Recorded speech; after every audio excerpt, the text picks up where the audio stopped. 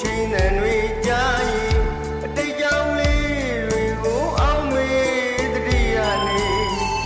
နှစ်ယောက်သားမူရည်တဲ့မှာပြေးလွှာပျော်မြူးလို့ချစ်ခဲ့ရတယ်ဟိုတစ်ချိန်တို့ရင်နဲ့မေးလို့မရပဲမိုးရေခုတော့ပဲမလဲမိုးရေတို့ချစ်တွေယူသွားပြီးမှလမ်းခွဲစကားဆိုရတဲ့စိတ်ညိုရှုခဲ့သူမိုးရေ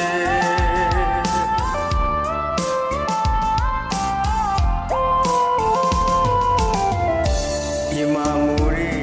ရွာရင်မိုးချိန်တန်တွေ